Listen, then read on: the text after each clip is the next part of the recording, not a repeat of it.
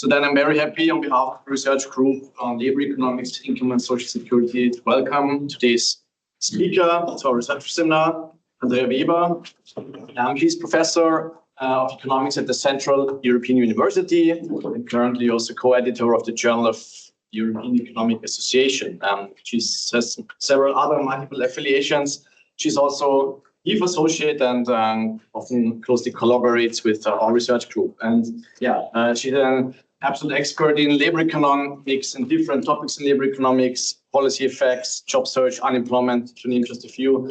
She has a very long track record on peer-reviewed publications on these topics, published extensively in top-ranked journals, both field journals, but also general interest economics journals like the AER or Econometrica. And she's also written a couple of review papers and meta-analysis, which are very helpful also for drawing policy conclusions and policymakers. And as such, I'm very happy that also the talk today is kind of a broad overview and a very recent work, which is going to be published in the Handbook of Labor Economics.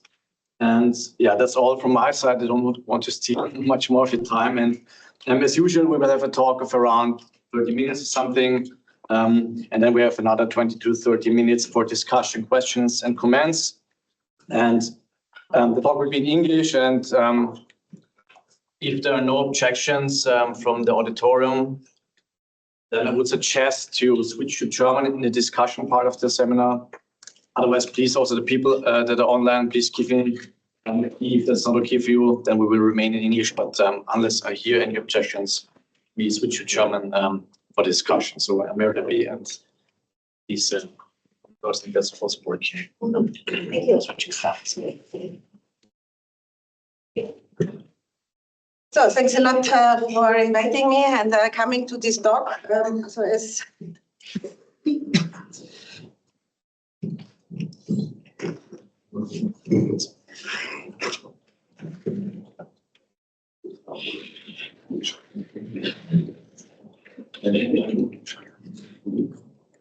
Just for yes. Okay. So this talk is based on a chapter we wrote for the Handbook of Labor Economics, which is forthcoming and later this year. I think you should have access to it. So currently it's a working paper.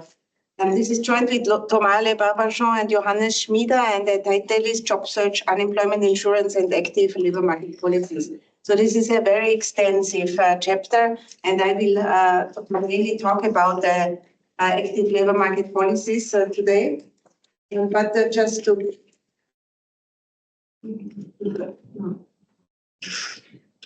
That's a big one. Sorry. Okay.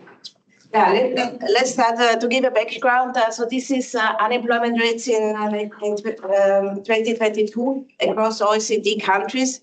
And so what we see from this picture, there is a lot of variation in unemployment rates across countries. So there is countries with high rates, like Spain with above 10%, and countries with low rates where the unemployment rate is around 2%. But what we also see is that there is not a single country with no unemployment. So unemployment is one of the essential features of modern labor markets. And it's also widely acknowledged that this is caused by search frictions. So people need time to find a job, and also firms need time to fill a vacancy. But it can also be caused by some structural imbalances between demand and supply in the market.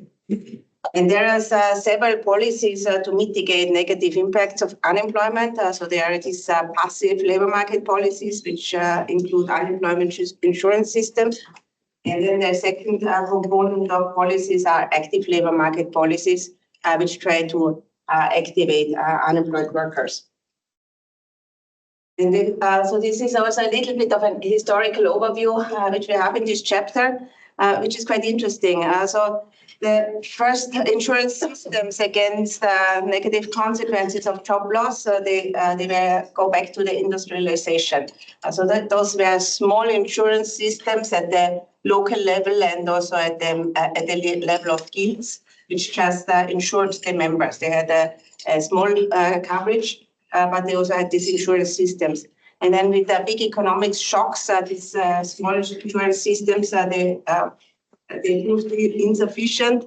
And especially after the Great Depression, these insurance systems were growing and growing. And then in the 20th century, rolled out at the more national level. So Austria was actually one of the first countries to introduce a national unemployment insurance system in 1920. And there were from the start different types of insurance systems. There were more tax-based insurance systems, which is the UK system and the US system, for instance. And then there were these contribution-based insurance systems, which where unemployment insurance is one component in the bigger social insurance systems, which is the system in Austria and Germany. This goes back to this big Bismarck insurance idea. And so based on what this system is like, there's also different attitudes to what these insurances should be doing. So if you have this contribution-based system, then the insurance have somehow the feeling that they have they're eligible to this insurance benefits more than if it's just a tax-based system. By now, all the OECD countries and many also other countries have unemployment insurance system. So this is a policy which is very, very widespread across the world.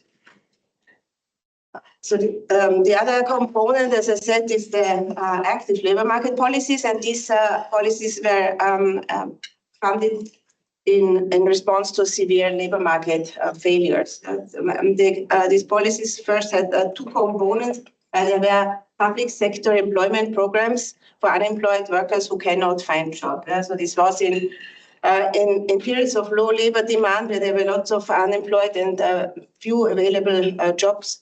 The government was stepping in and creating these public sector employment programs, for instance, for infrastructure projects and things like this, which gave jobs to these unemployed workers.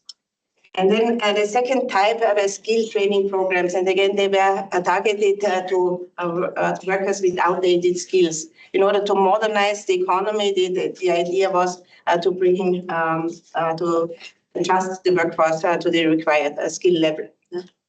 And so these were both big and relatively... Sorry, okay.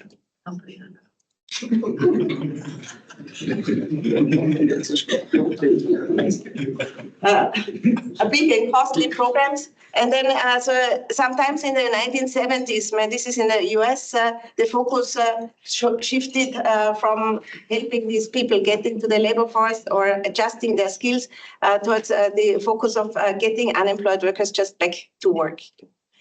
So this these programs were then more focusing on monitoring of search effort and benefit eligibility, and also on job search assistance.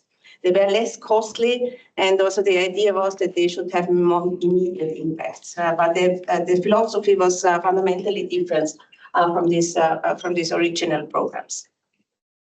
In Austria, the first separation of active, explicitly active policies happened in 1968.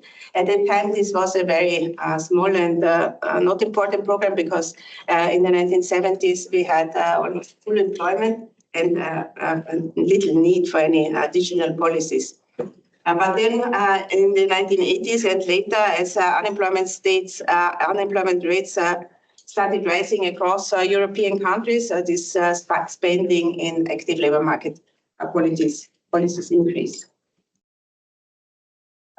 So here is again a graph of the spending into active and passive labor market policies. So the red bars are the passive spending across OECD countries.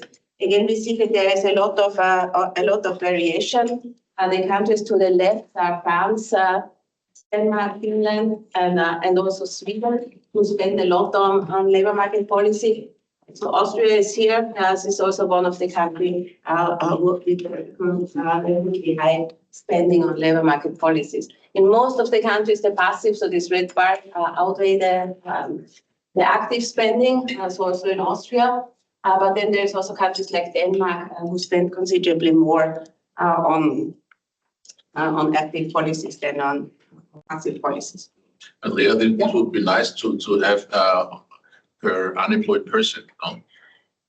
this is as a percentage of the GDP. This is the numbers the OECD is reporting. So it's not. It's really brilliant.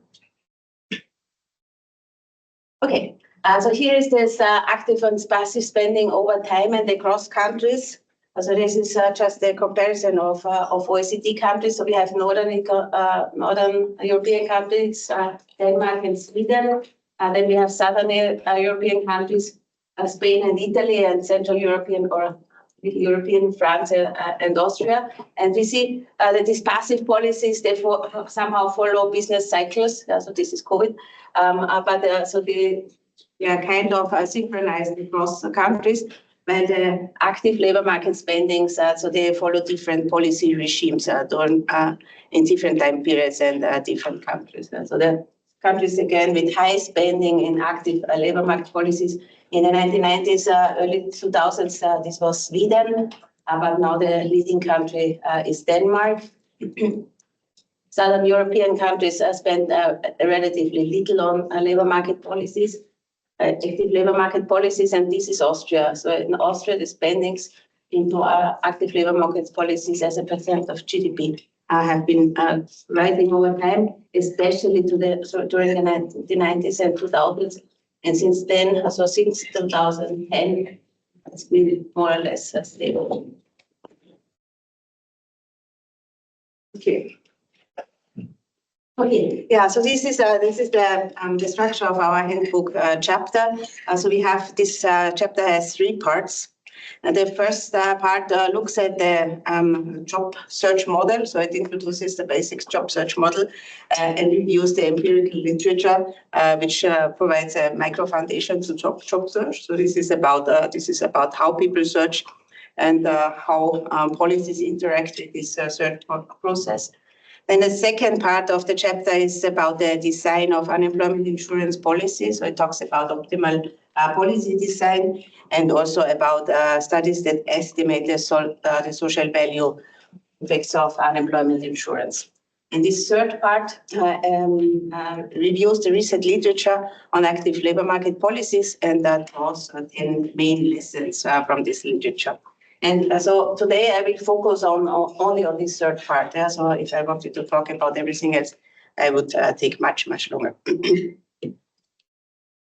Okay. So the modern programs in active labor market policy, they have 3 basic goals or aims. They want to reduce moral hazard among benefit recipients. So this is bringing unemployed people back to work goal. And this is mostly achieved by monitoring search effort. A second goal is to improve search efficiency in the market, so to match more efficiently workers and vacancies, and to lower the search cost. So this is done a lot by counseling, also by helping job seekers as well as employers find each other. And then the third goal is to reduce the skill mismatch in the labor market and provide access to better paid jobs. This is mostly achieved or try to be achieved through training and employment subsidy programs. So we have these 4 types of programs. So we have the monitoring of search effort, and then we have counseling programs and training and wage subsidy programs. Yes. Very good. And so these policies are widely used across the world, as has already been shown by these graphs on the spending. And the question is whether the programs do work and whether they are successful in meeting their goals, so in integrating unemployed people in the labor market and giving them access to well-paid jobs. And then the question is also whether these programs also have unintended consequences or side effects, such as displacing non-participants. And then another important question is, of course, also the cost effectiveness. So is the benefits of these programs outweighing the cost of them?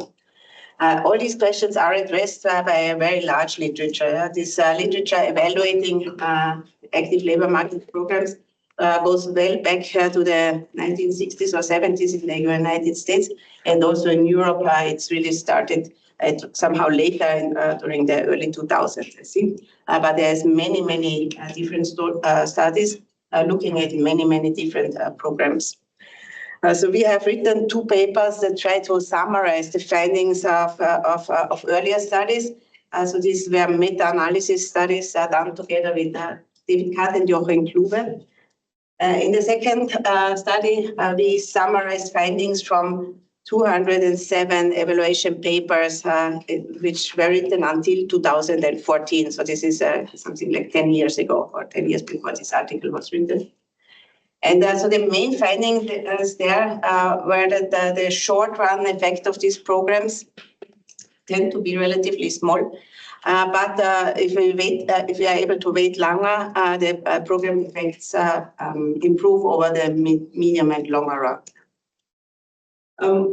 Thereby, also the time profile of this program impacts varies by the type of program. So as we can imagine, training programs, it takes some time for these training effects to play out in employment and earnings of the participants. So training programs tend to have low, even negative effects initially, but then over time this turns into positive impacts on employment and earnings of participants.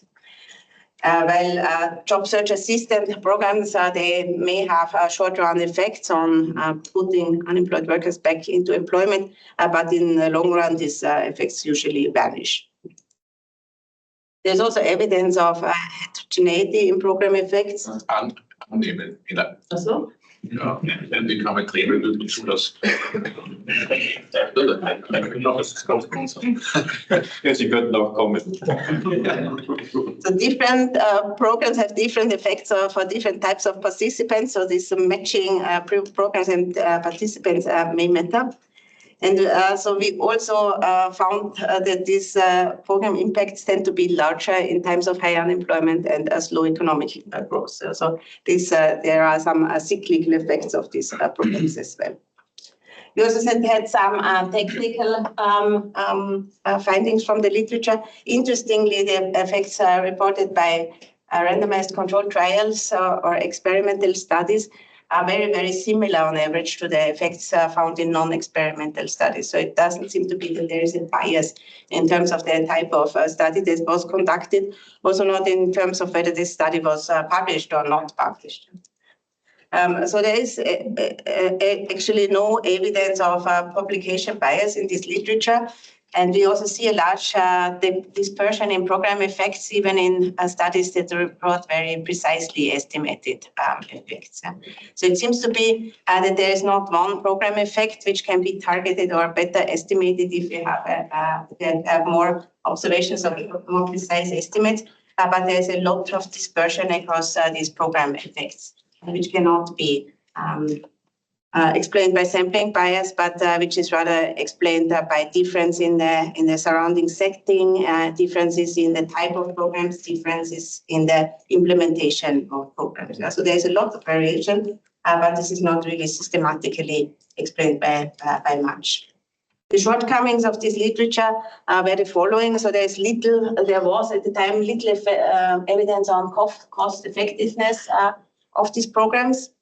And most studies estimated partial equilibrium effects, meaning that they compare outcomes in a treatment group who received the program and the control group who did not receive the program, and just estimate the mean differences between these two groups, which, however, excludes anything like spillover effects or displacement effects. So this was not really there. So the external validity of this reported estimate is also somehow limited. We don't know what would happen if we implement this same program in a different context, or if we want to roll it out on a larger scale. Okay. So now let's come to the more recent literature. So what we did for this chapter is not do another meta-analysis, but rather so we looked at this literature and reviewed the most promising approaches and findings there. So this is not a systematic meta-analysis anymore, but this is just learning from the good studies and from the good examples.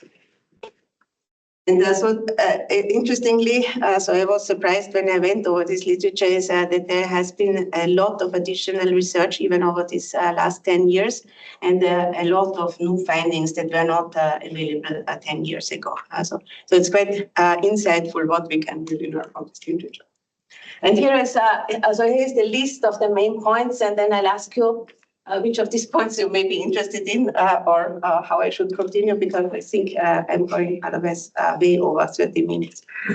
Okay, but let me start. So the first point is about case workers. Yeah, so this more recent literature looks also at the role of case workers, and case workers are these people who work with the unemployed and the firms and try to form the matches. They are, of course, extremely important, but so far or previously we didn't have very good data that allowed us to match job seekers with case workers and know which case worker was responsible for which job finding success, for instance. But this has now been extensively studied. So then the second point concerns the programs for special groups. So the early active labor market policies, they designed these training programs or job search assistance programs. And so they assigned all unemployed workers, so everybody who was somehow eligible to these programs. So these were kind of one-fits-all programs. And these programs for sure helped some of the participants, but never all of them. So now the policy focus has gone much more towards helping specific groups. And so here we review the literature on programs specifically designed for disadvantaged groups, for immigrants and refugees, and for youth, so which are special focus programs of these active labor market policies always. And so it turns out that these specifically designed programs tend to be much more successful, however, not tremendously successful, because just all of these groups are groups which are very, very hard to integrate in the labor.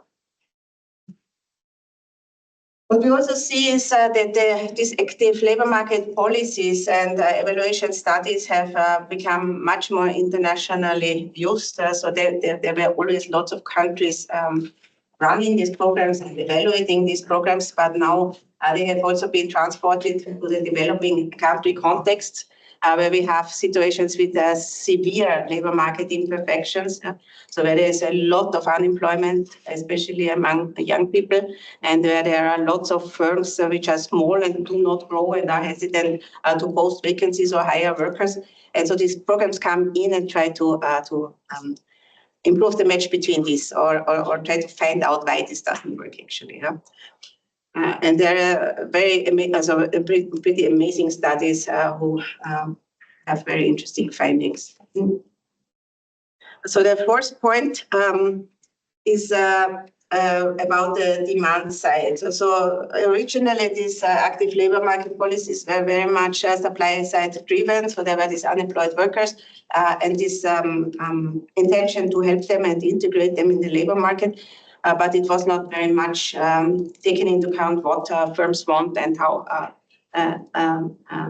So this has now been overcome in certain ways. So there is training programs which are specifically designed with the support of firms for taking firm demand into account, looking at which occupations are in high demand and where workers should be educated. And then there is also programs which specifically target firms, so which provide services directly for firms, so for instance, recruitment services and and hiring subsidies, for instance. Okay, the next point is, which is also a completely new line of literature, is this literature based on the availability of data from online search platforms. So these online search platforms is huge markets where unemployed and employers come, or job seekers and employers come together. And there's of course a big scope of designing markets in this online environment. So there are these programs which try to provide special counseling to unemployed workers. So they enter into the work program website their desired occupations, and then they get special recommendations of alternative occupations, which might also be interesting for them, or they get referrals to vacancies that look for these occupations. And all these things can, of course, be manipulated in the in these websites. And so this offers very, very interesting opportunities to study these labor market processes. Okay. Along with this labor market design, there has also been a growing awareness of spillover and displacement effects. As I said before, these were the studies comparing only the control and treatment group and never looking at what happens outside of this small framework, especially with this market design or this job vacancy recommendations. We can see that this may be a huge role, because if I recommend the vacancy to one job seeker and they get the job, I basically take it away from another job seeker. Yeah, so this every vacancy I only show to you and not to the other is a disadvantage for the control. So I not only create an advantage for the treatment group, but at the same time, I also create a disadvantage for the control group. This is maybe not so much of an issue with training programs, where I increase the skills of the treatment group, who then compete in the labor market with very different workers. But with this job search assistant, of course, it's a big issue.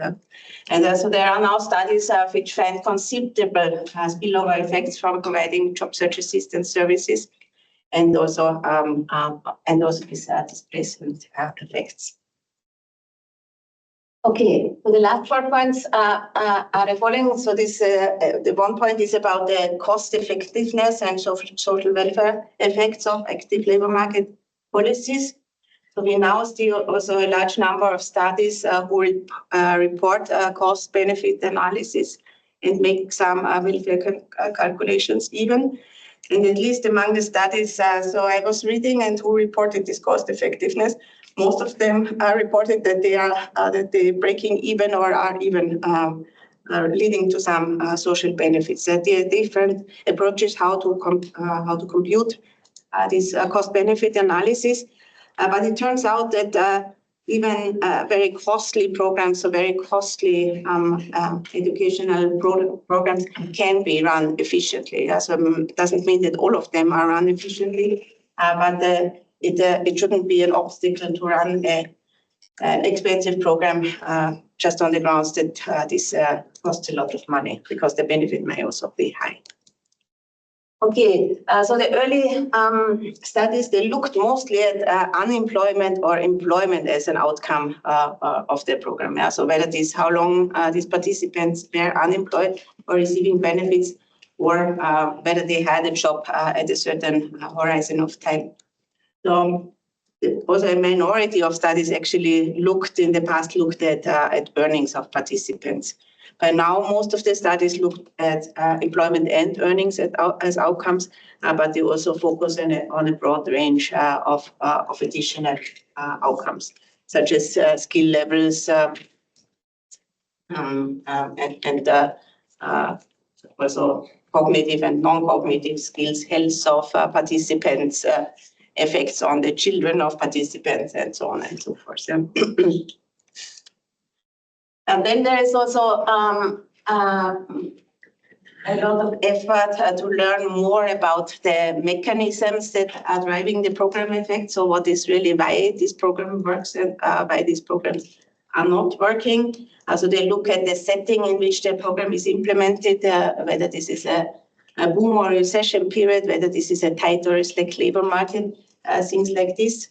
And so who are these participants and so on and so forth. So there's a lot of also about these mechanisms, which also goes into the direction of estimating structural models to simulate these effects.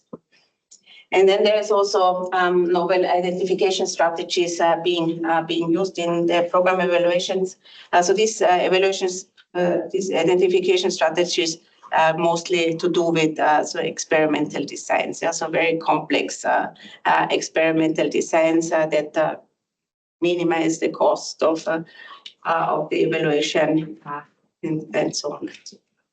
So how long have I talked?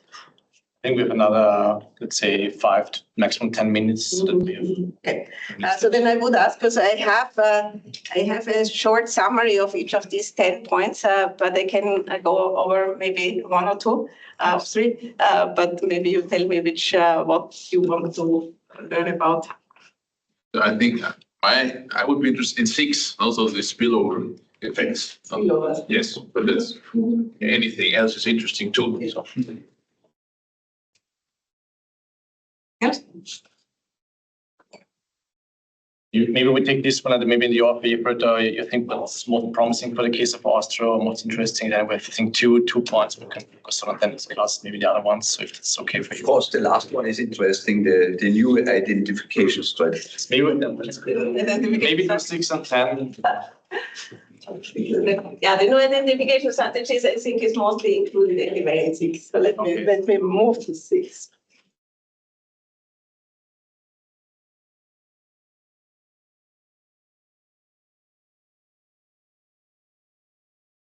Okay.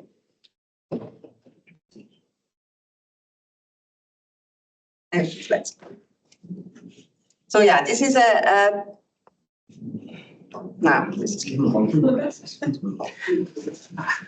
that's the wrong direction. Yeah. So the setup of these traditional studies was really the thing that we have this treatment group and then a comparable control group. So this could even be randomized who is in which group. And then these studies compare the average outcomes in the treatment and in the control group. And so this is what was the reported program effects. And so as I said before, if you have a training program, so these people in the treatment group, they receive the training, they move up the job ladder in the labor market, they compete in their job search against different individuals, not against this control group individuals. So this may be a setup which is completely valid, where we would not worry about spillovers or displacement effects. So the situation is very much different if we look at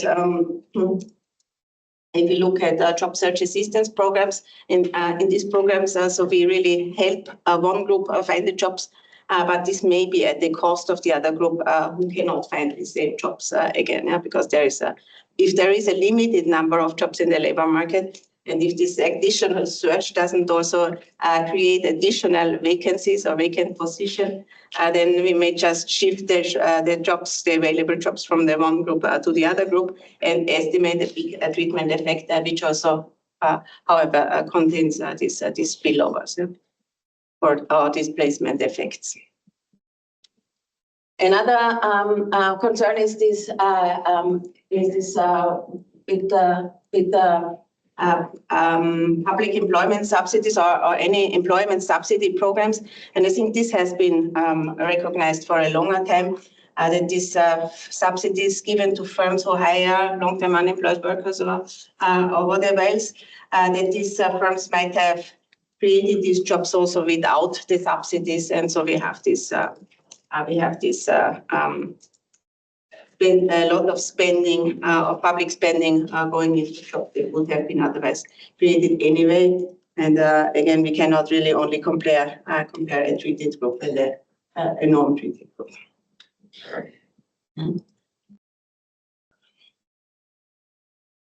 So the evidence of these spillovers, this comes back to this new identification designs as well. Yeah. So how can we see whether there are these spillovers? We cannot see it if we only have this randomization into a treatment group and into a control group.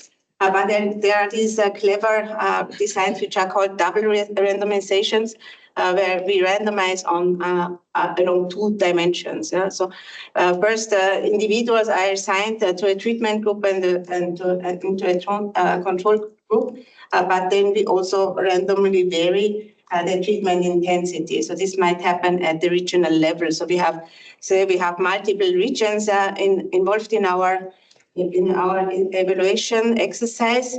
And then in each region, we randomize participants into the program and non-participants not into the program. But the share of participants varies across regions. So in some regions, there's a high share of participants and a low share of non-participants. In some regions, it's say equal, and in other regions, there are very few participants and a lot of non-participants. So we would also expect that these spillover effects vary by the treatment intensity. So in regions where there is a lot of participants, this may be less, even worse for the non-participants. And so this was the idea, which was first came up in this study by Crabon and co-authors. So they found substantial spillover effects from this job search assistant program. So this was a job search assistant program for young university graduates who couldn't find jobs or who were unemployed. And so they found that with this type of policy, more jobs were lost than were found. Yeah, so these spillover effects were so substantial that there were more people in the treatment in the control group not finding jobs than in the treatment group. But it's surprising, not it's more. Yeah. Right. Yeah. So this is particularly negative in this case. In each of these regions, of course, they did better than the controls, but in these regions with the high treatment, also with lots of individuals randomized into the treatment group, the control people did even worse and worse, continuously worse. Yeah. So this is also the single study I could find who reported a negative cost-benefit result. Yeah, so this program was really more expensive than the benefits. Excuse me, would there be any theoretical explanation for such an effect, or would you just suspect that there might be some controls missed for heterogeneity between the regions? Is there a theory that could explain that?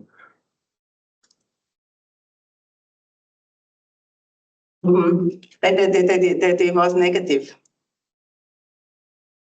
Yeah, maybe. So I think what is the case is that these are vacancies which are vacancy referrals which are shown to the treatment group and not to the control group. Yeah? And so the control group, don't have access to this vacancy information, so they cannot find the job. And the treatment group, either they take the jobs or they don't take the jobs. Yeah? So if the vacancy is never shown to the control group, and this treated for some of the treated, some of them are also don't take the jobs, then you can easily. So more vacancies than they fill them. Yeah. You can have this. So this study this design was re-implemented by Jeong and co-authors in Sweden in 2023.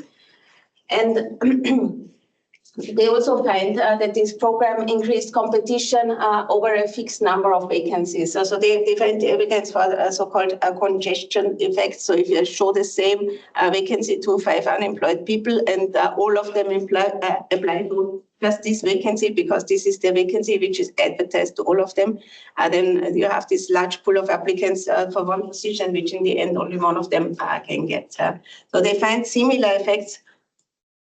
I don't remember whether they reported cost-benefits analysis, maybe not, but they found similar, but they also found evidence of this large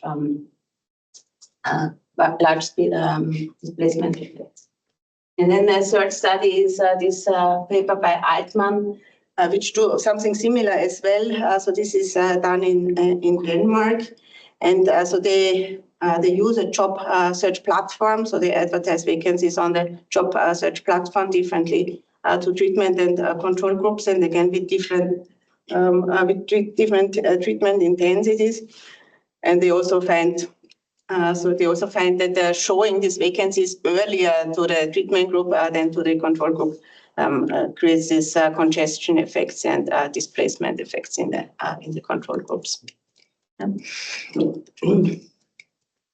Yeah, so this is really super relevant in this with these job search platforms, where it is easy to manipulate and to try to help everybody find the best job that is out there. But if we advertise the best job that is out there to lots of people, this might be a very, very counterproductive strategy.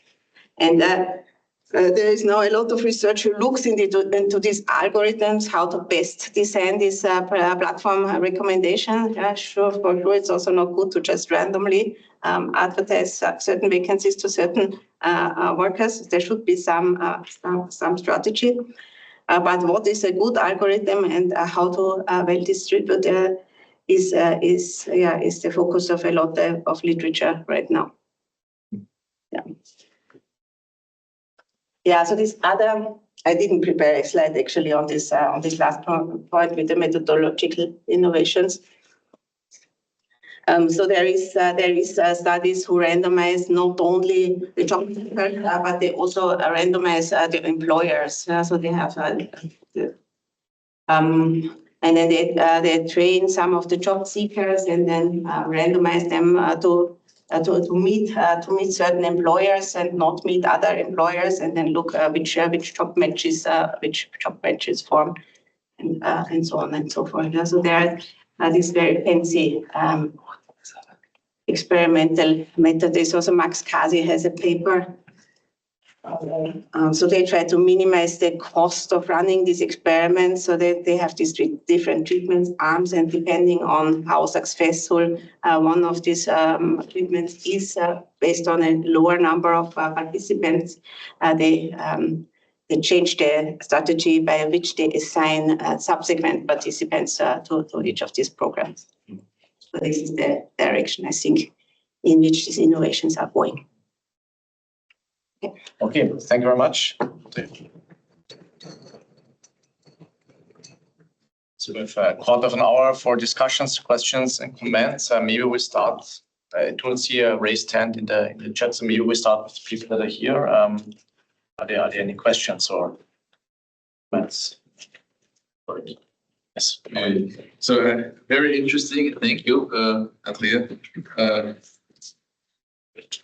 Do you think that the AI will change something? Is there evidence already on the use of AI in the efforts of agencies in the matching workers and firms?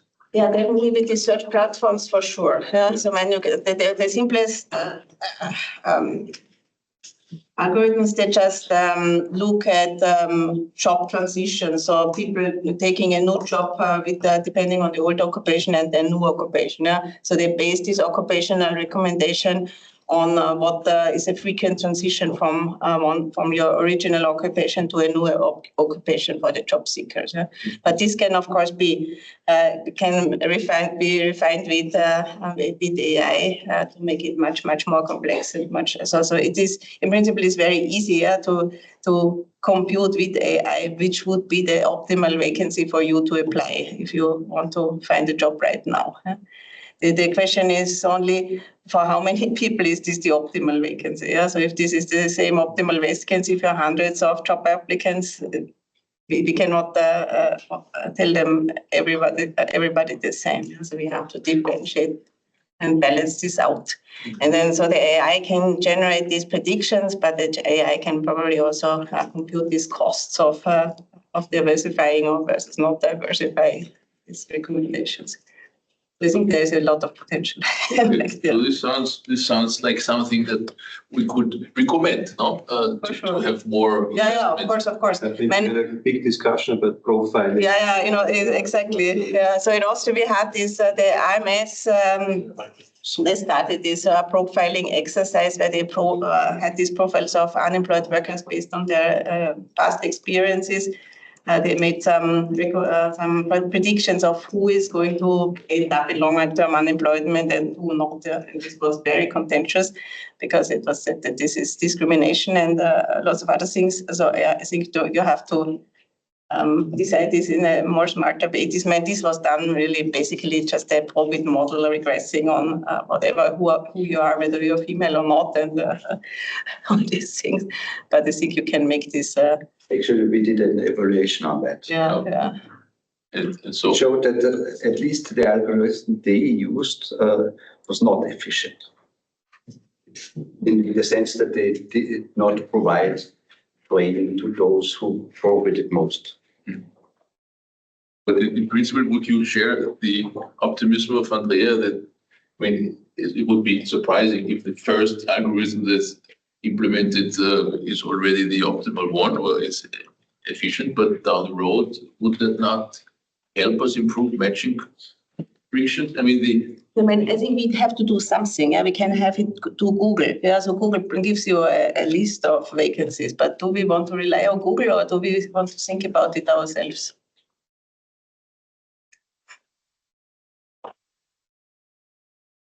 At least you can use it as additional information, so it won't make anything worse if you use it as an additional part of information in the counseling process.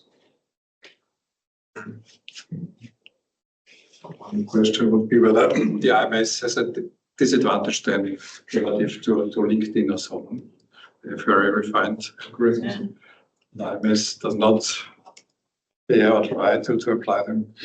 The IMS built the largest job platform in Austria, at least, because they integrated all their other job platforms in their all-job platform. So they actively use it. So what this means is vacancy statistics that they publish it and more. No, the more general and broad. No, the vacancy statistic they publish are only the public employment service vacancies, but they also implemented a jobs search platform, Alle Jobs, where you can have access to nearly all job platforms in Austria. So all job platforms they send their vacancy information into this Alle Jobs platform.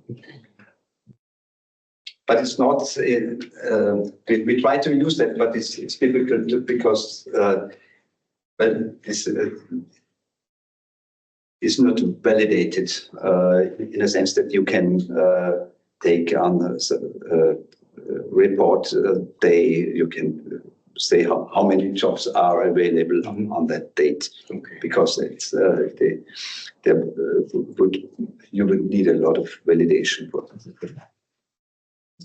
Eine question bei Thomas. Ja, ich werde vielleicht Ja, gerne. die Gelegenheit auf Deutsch umsteigen, falls sich im Internet niemand wird. Ja, Nadine Kocher hat ja eine große Diskussion über das Design der Arbeitslosenversicherung in Österreich initiiert vor 2-3 Jahren und ist in der Regierung damit gescheitert eigentlich. Und die Idee war, dass man mit abnehmenden Benefits über die Dauer der Arbeitslosigkeit den Anreiz dazu steigert, eine Tätigkeit neu aufzunehmen.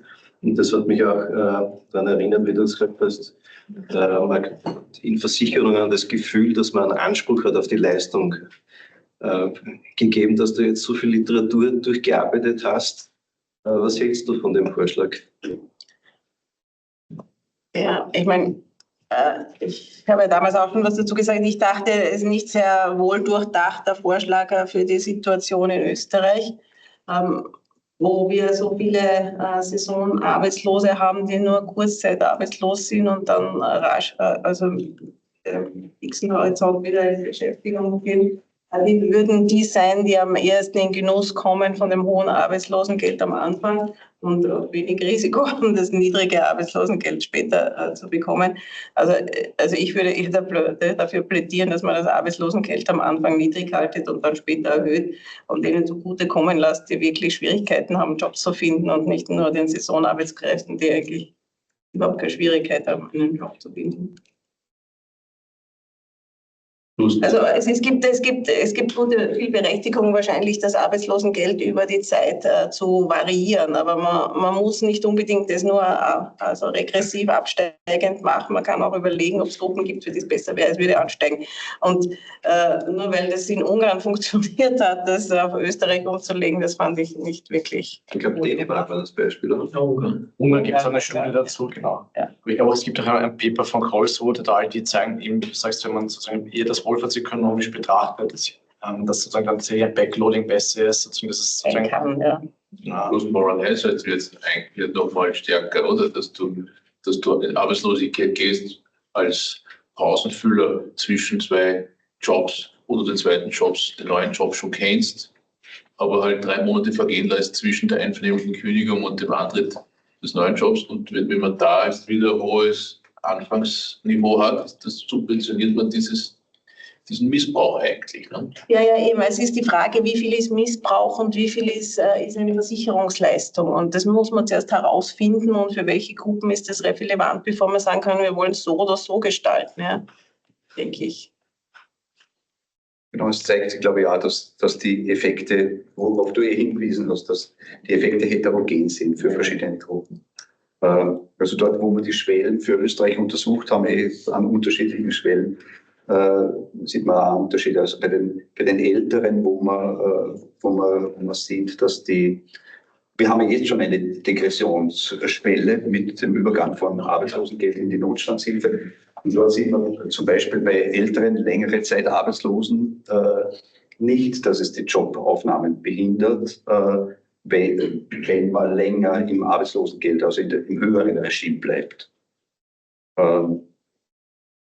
Beispielsweise. Aber das kann für andere Gruppen natürlich anders sein oder für Kurzzeitarbeitslose anders sein. So wie Andrea sagt, dass es da vielleicht sogar jetzt also sozusagen ein hohes Arbeitslosengeld am Anfang ungünstiger sein kann. Eine andere Sache, die im Gespräch ist Experience Rating. Also das